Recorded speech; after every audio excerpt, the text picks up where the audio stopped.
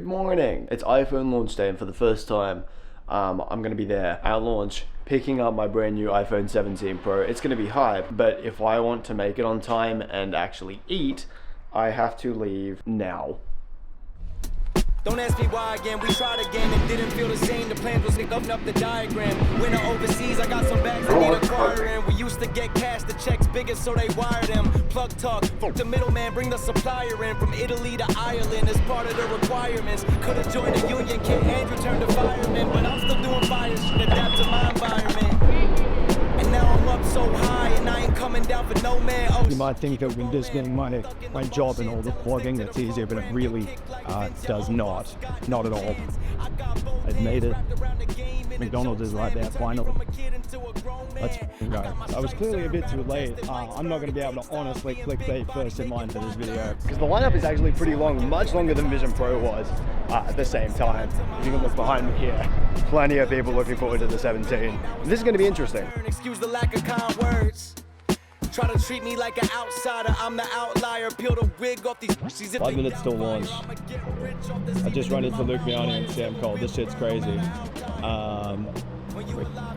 Phony, then crying at your ceremony. Stretch wings, been an OG like Ananobi. Y'all fake views, fake likes, and fake spam emojis. These A&Rs sound the same, but now they can't control me. You see me mobbing outside, you just can't approach me, and you'll be finished grossly. My little spirit girl with crystals trying to stick and poke me, but I just stick and move in the field like Aunt Volpe. Awaiting my pickup now, and I've just got a chance to get hands-on with the iPhone Air.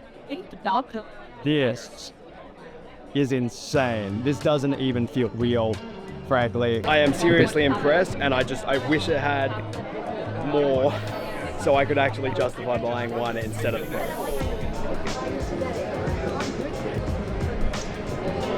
And there it is.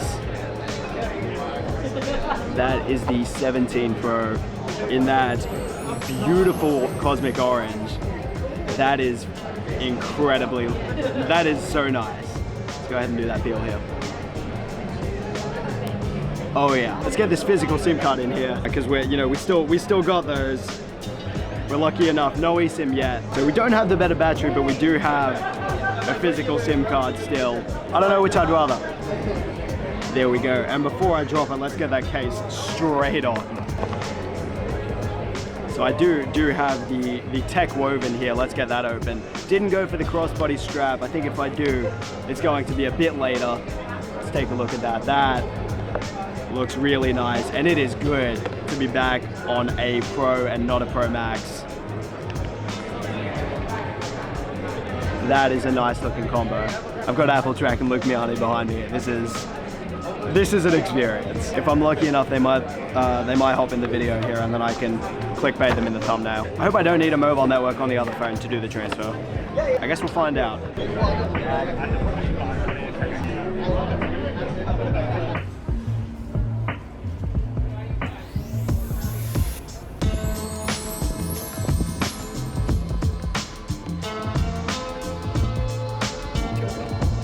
Nah, I got it.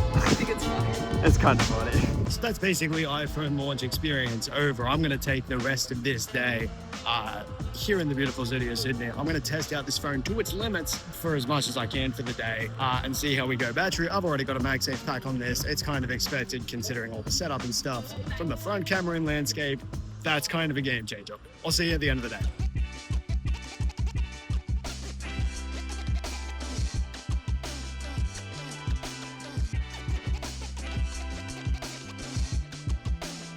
Every now and then I have a thought of, what if I were to move to Melbourne or something? And I remember that when this is the coastline I've got on my backyard, basically. It'd be pretty stupid.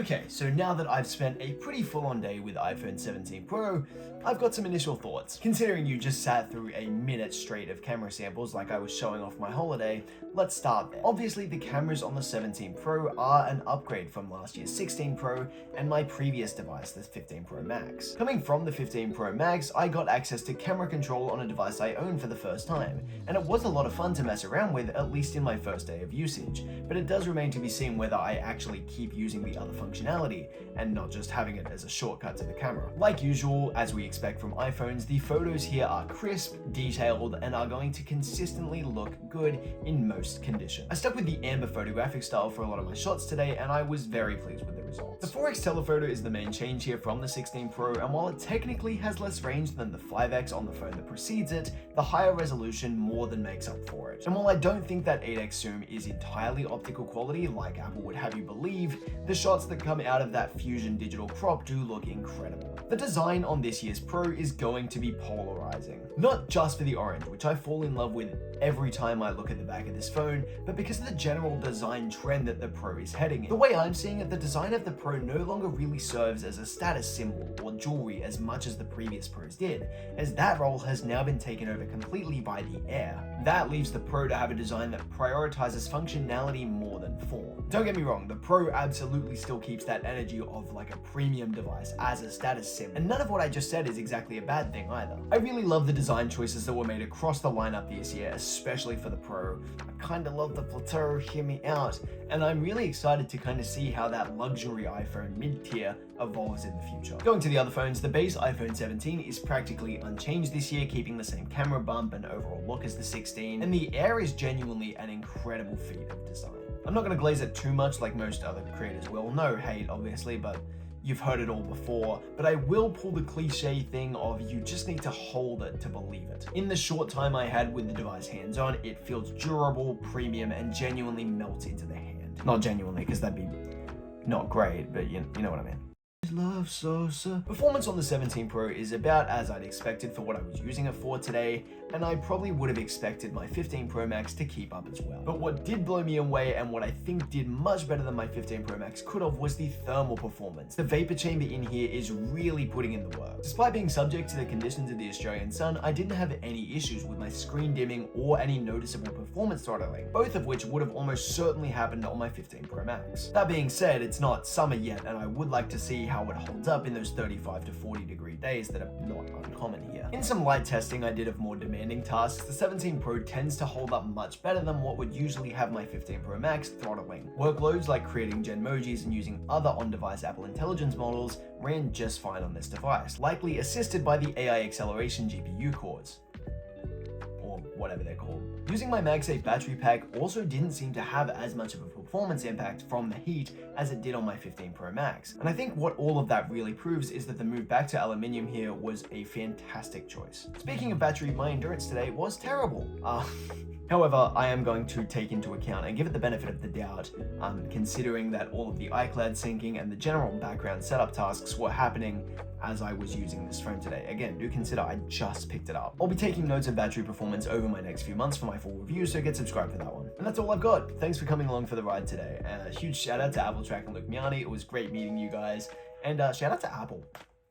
Cool phone. Oh, and as is the tradition, this ending segment was shot entirely on iPhone 17 Pro. I'll be sticking with this phone in my pocket for the next few months before my next review, taking it with me on whatever adventures I end up with, taking it with me to PAX Oz in Melbourne, October 10th through 12th. Tickets are running out. If you want to come see me, come say hi, grab a ticket. They got Nintendo there, they got my school there.